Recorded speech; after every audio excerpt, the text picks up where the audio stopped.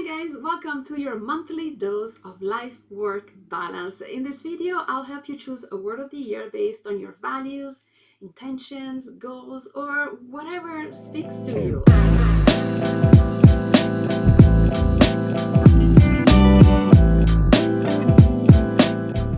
My name is Sabrina Cadini. I'm your holistic precision life coach and the creator of the Life Work Balance System, helping you live and work better by prioritizing yourself with customized lifestyle changes. I'm very excited about this new series here on YouTube, where I will share valuable tips, tools, and strategies to be more in control of your life and to inspire you to become a better version of yourself.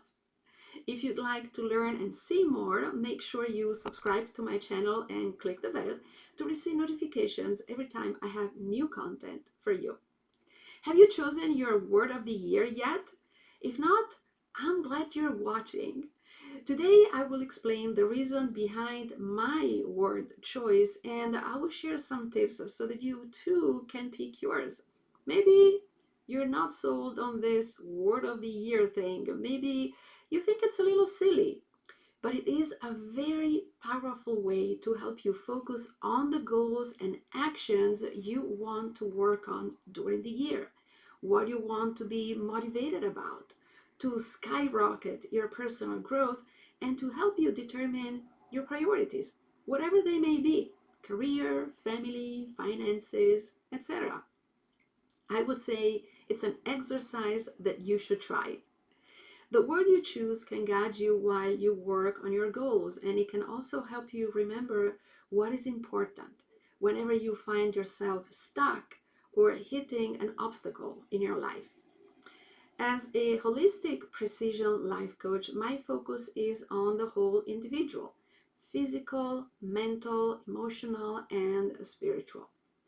When I work with clients, I take different factors into account since our bodies have interconnected systems and our daily life can influence many of them simultaneously. This is the concept of epigenetics, the impact of our lifestyle choices on gene expression, which is one of the modalities in my coaching practice. So I always check on my clients' lifestyle habits, what they're eating and when, how much water they're drinking, how often they're moving their body, their sleep patterns, their stress levels, how much time they dedicate to themselves, their mental health, if they have a support from a community, etc. And then I help them reframe their priorities and optimize their natural resources to rebalance different areas with customized lifestyle changes. And by doing so, they shift from human doings to human beings. As a result, they become more successful in their profession. They make quality time with their family and friends. They boost their happiness and they feel and live better. This is why I chose being as my word for 2023. Being is an important aspect of our life. We are human beings before human doings. We can accomplish more when we prioritize ourselves and optimize our inner resources. We can achieve better goals when we slow down and we look inward. We can become more aware of the abundance and blessings in our lives. We can improve our well-being when we are more present and experience our life fully. Being is the essence of life and success, happiness and satisfaction, not only for ourselves, but also for those around us. I've always inspired my clients to be more in their lives so that they can do better. And my hope for this year is to be able to inspire each of you by being a little more. So let's talk about the process of choosing your word of the year. You can do this while you create your goals during a year-end goal setting session or as a separate exercise. You can watch episode 52 of your weekly dose of life work balance for some help with this exercise. I'll link the video here. I would suggest that you choose your word of the year during that year-end session, and the way I do it is by going through 5 steps. Reflecting on what happened the previous year, aligning by identifying your values, brainstorming to come up with goal ideas, refining by creating your goals and an action plan, and visualizing to imagine the experience of completing your goals. I have a workshop exactly for this called New Year, New You, and I'll tell you more in a few minutes. If you decide to choose your word of the year during the year-end goal session, which by the way can happen at any time of the year, you will follow this process. Step 1, while you come up with ideas for your goals during the brainstorming phase, write down a list of things you want to focus on this year. Then pick one that is more motivational or more inspiring, something that really matters to you, that you want to do more or less in your life and or business. Once you picked the biggest priority out of that list, you will assign a word. It can be a verb that promotes action, like elevate or explore or laugh. It could be an adjective like calm or free or simple, or a noun like hope, fun, or possibility. And step 2, once you have chosen your personal word of the year, you can set your priorities and goals around it during the refine phase. You will see how working towards and achieving those goals with your word of the year in mind becomes much easier.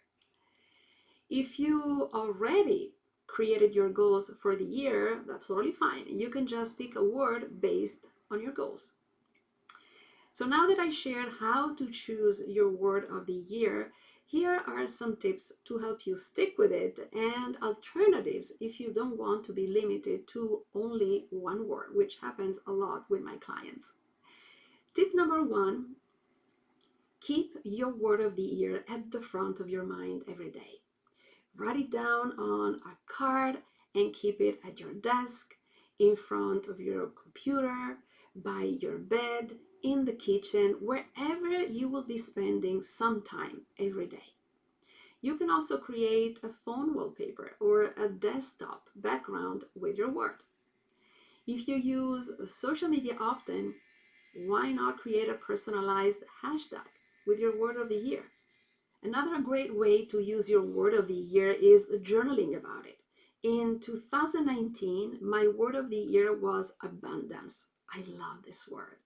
And every day I would write journal entries with 6 to 8 sentences related to that word. Tip 2, you can change your word periodically, especially if you want to focus on different things during the year. You can have one word for every month or for every quarter. You can also create a theme for the year and have a different word for each month. For instance, you can choose care for the theme of the year because you want to take care of yourself more. And you can have a different word every month dedicated to a specific action. Journal, reflect, read, pamper, and so on. I hope you get the idea. And tip 3, you don't have to stick with one word. Having one word is easy to remember and it can be used for different purposes. However, you can choose a sentence. It can even be an affirmation. One of my favorite mantras is live life fully, and it could definitely be a set of words for the year. Tip 4, your word of the year can be chosen later in the year. Don't stress out too much if we're at the end of January and you haven't picked one yet. You can start whenever you want. Today, after you watch this video, next week, next month.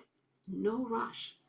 Your word of the year should inspire and motivate you, not stress you out. If you need help with your word of the year and with your goal setting, you might consider my New Year, New You workshops. These are 2 hour or 4 hour events for individuals or groups where we go through different steps. First, a year end reflection where I encourage you to reflect on your life, both personally and in your main role or occupation. This can be your business, career, parenting, caregiving, or volunteering with different prompts. We think about your wins and accomplishments, things that you are proud of, and then the challenges or obstacles you may have encountered, why things didn't go as planned or didn't materialize. In group settings, the participants love to engage with each other and share their experiences.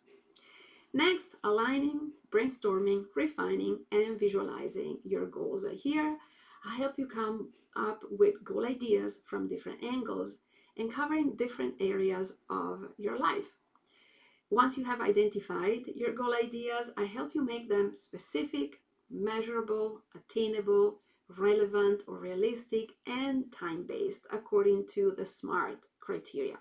And then I help you take action, stay motivated, and maintain momentum throughout the year with certain strategies. Again, in group settings, the participants love to share their goals and help each other with ways to stay on track with them.